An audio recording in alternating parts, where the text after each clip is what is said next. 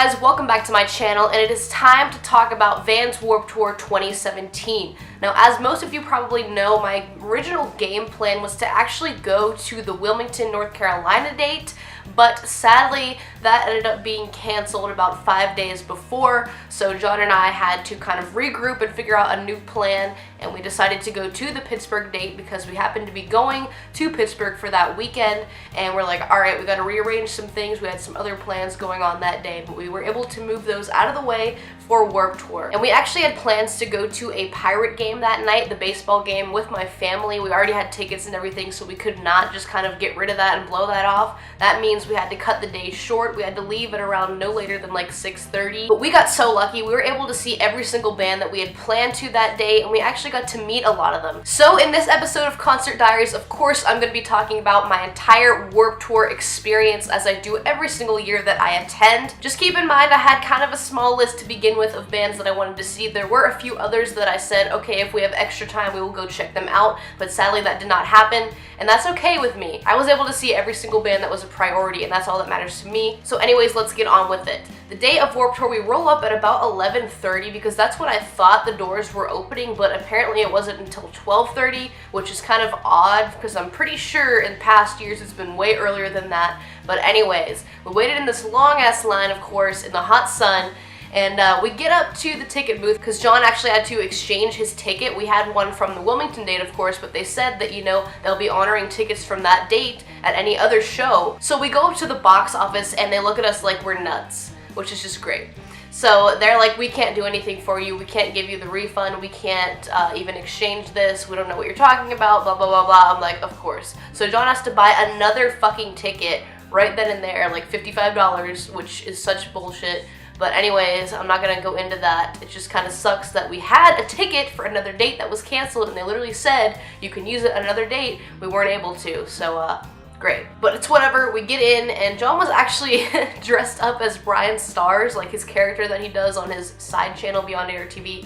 And we walk right in, and of course we get recognized instantly by this girl, and it's so funny because John's dressed as Brian. She was like, I figured that was John, but we took a picture with her. That was pretty cool. And then we went on to find out, you know, what time all the bands were playing. I had a list of bands on my phone for the ones that we really wanted to see, and of course we narrowed it down to about 5 that we needed to see.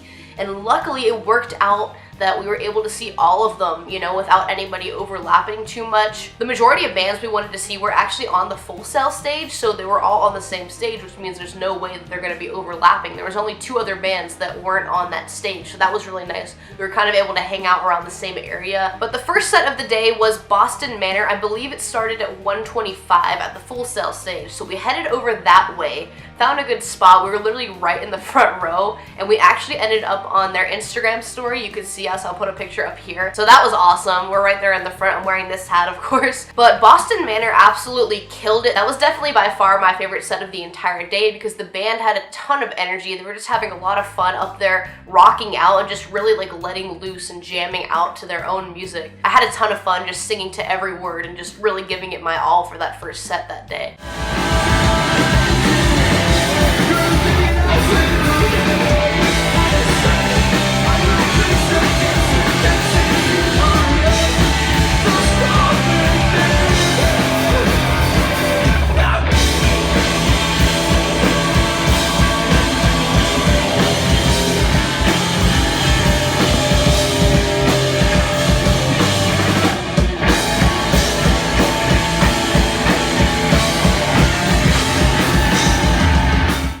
Boston Manor, our next set was going to be Neck Deep, which was at 2:50, and it was actually under the pavilion on the Journey's right foot stage, which is one of the main stages, but I kind of hate when they put it under the pavilion because it constrains the people, like the crowd, into that tiny pit and then the seating. So we just ended up sitting in the seats for that one, and we ate our lunch that I packed and that sort of thing. We're just kind of taking it easy to kind of save our energy for the rest of the day. But actually, before I get into Neck Deep's set, while we were walking our way to that area, we actually ran into the drummer of Micro Microwave, which was another band that we were planning to see that day. He was like walking around carrying a big sign that said like what time that they were playing and their signing and that sort of thing. So we ran into him, took a quick picture. He was really sweet. And then we noticed that there was a Slurpee truck for like 7-Eleven, and they were giving out free little Slurpees. We literally went back there like 3 or 4 times that entire day. John got like 6 of them in the whole day because they're so good. They're like small and they're free. Like, it's so refreshing. Like, of course I'm gonna get free stuff. That's another thing I love about Warped Tour. There's a ton of free shit, and it's like, why would you not want to get something that's free if you can?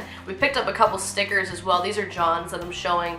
There's a Warped Tour one, and then I got one like this, which is the Vans one, and it's actually like green. I put it on my car, so I'm stoked about that. Anyways, back to Neck Deep. They were honestly probably my least favorite set of the day, and that doesn't mean that they sounded bad whatsoever. It's just because we were in the seats, we didn't go down to the pit, which is fine. I don't really care that much.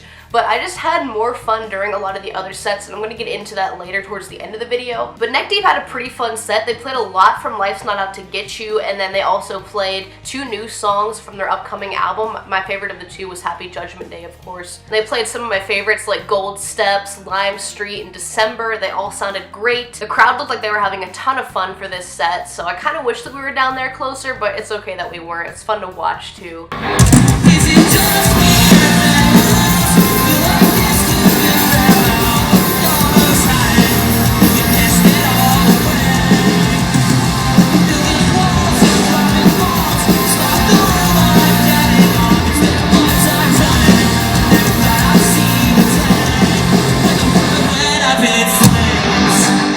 We ended up leaving around the last song of Neck Deep to go catch Movements because they had started at 3:25. So sadly we kind of missed the first half of Movement's set, but that's okay. I still was able to catch like the second half, and it was still very enjoyable. They were on the Full Sail stage, which means that there was naturally a pretty small crowd, but it was still very enjoyable. We were able to get pretty close on the left side, and they actually played a new song from their upcoming album, which is supposed to drop, I guess, in sometime this fall. But Patrick, the lead singer, was talking about this song as he introduced it. He was saying that it's about, you know, Alzheimer's and people that, you know, go through that and struggling with that with their loved ones. And that's actually something that I'm struggling with right now with my grandma. She was just diagnosed with Alzheimer's a few months ago, so we're kind of dealing with that. So when I was listening to this song live and hearing those lyrics, I honestly just could not contain myself, and just tears started flowing. Like, I was literally so emotional during that song. I did not expect to be crying at Warped Tour this year, but that song really hit me hard. And I wish they would release it because I want to read the lyrics and stuff, because it's kind of hard to hear, you know, when you're just hearing it once live.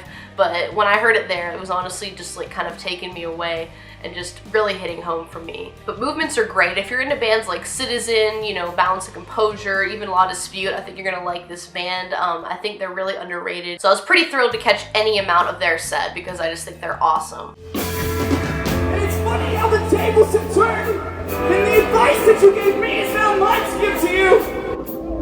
A mother's love in 4 simple words, forever keeping me, can now keep you too. And even after your departure, I swear I can hear you say louder, be God, be sad.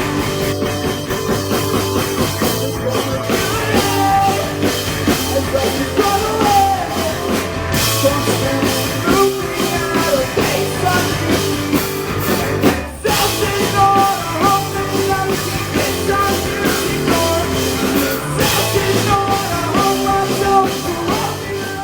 Next up was Microwave set, which was on the Skull Candy stage, so we headed over there. It's another kind of smaller stage, but we were able to get pretty close again, like almost front row pretty much for the most part. And this was another one of my favorite sets for sure. They sounded incredible. Their singer just killed it with the screams and the singing. The guitars were great. Just every single thing about this band's set was awesome. I was so happy that I was able to see it right there in the front row. And I think John got a really good clip of them playing Vomit, one of my favorite songs by them, and they're just kind of rocking out, and actually the lead singer's hat fell off at one point and just didn't even care, just kept playing. I really love when you can see a band just have so much passion for their set and the music that they're playing. There's just so much emotion behind it. It just looks awesome. Every single song these guys played, especially Lighterless, sounded fucking awesome, like even better than the recordings, because you can just hear that live atmosphere about it, and the grit in his voice and the passion behind it. It's just so enjoyable live.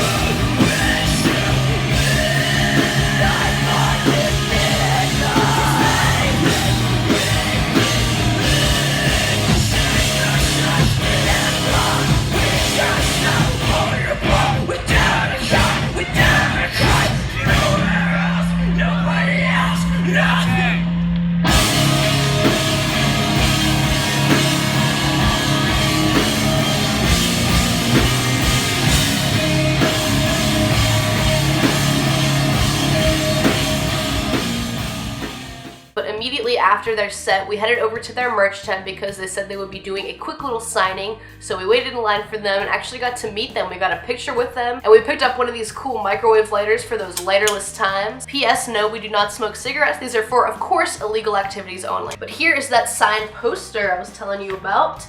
Looks awesome. I love this. I don't even know where I'm going to put it because you guys know that my band wall at home is literally filled. But those guys were super chill. We actually ended up running into the microwave singer a few other times. Like, he was behind stage with Creeper at one point, and then he was like sitting in the merch tent of Boston Manor, and he was also watching Creeper's set, so we just saw him everywhere, which was kind of funny. But after that, we had about an hour and a half to kill, so we just kind of did some filming for the Brian parody, which all I have to say is stay tuned for that on John's channel, Beyond AR TV. Hopefully that'll be coming out sometime this week. If it is out by now, I'll put a link down below. But guys, it's gonna be so funny. Like, there's a lot of really great clips in there, so please go check it out. But after we were all done filming, we headed back over to the Full Sail stage because Creeper was gonna be coming on at 6:05, and we actually saw the band members hanging out behind the stage, and they were very easily accessible. So John and I were kind of waiting around for them to come out and like see if we could get a picture with them and say hey. While we were waiting for them, I headed over to the Boston Manor tent to pick up a shirt, and this is what it looks like. It just says their name on it. It's like blue acid wash and has that little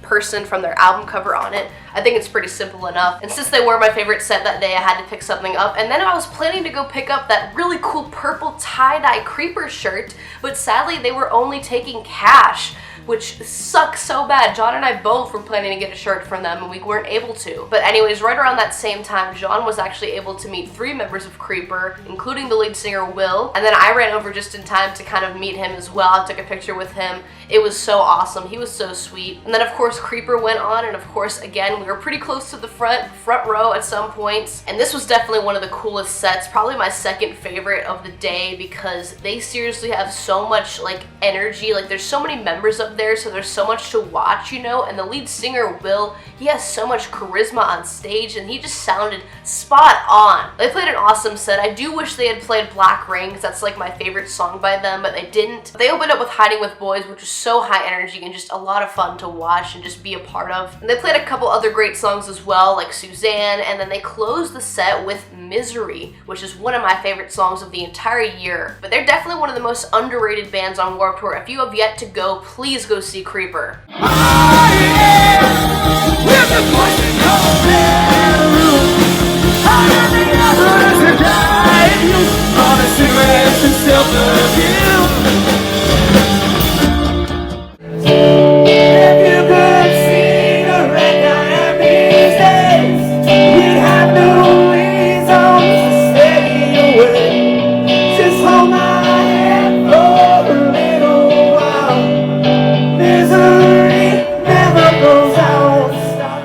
Awesome though, because immediately after Creeper's set, I actually ran into the singer of Movements, and I was able to tell him about, you know, how I felt during that song that they played, the new one they played about Alzheimer's, and how I'm going through that with my grandma, and he was like, oh, I'm so sorry you're going through that. He was so sweet. And we took a quick picture as well, thanks to his girlfriend for taking that. And that was pretty much the end of my Warped Tour. We had to head out of there pretty fast. Like I said, we were going to the baseball game, which was at 7:15, I believe. But I do want to close out this video by saying that this is definitely my favorite year of Warped Tour so far. And no, this year did not have a stacked lineup in my opinion. But I honestly had so much fun. I was with my boyfriend. That was his first time attending. He loved it. We had a lot of fun doing the video and seeing all the bands that we wanted to. This is actually like the first time where I was able to see every single band that I planned to. And it was just awesome because it was very nicely paced. You know, we were able to actually meet a lot of band members that we love. And I honestly think there's something more special about these smaller sets on the Full Sail stage, because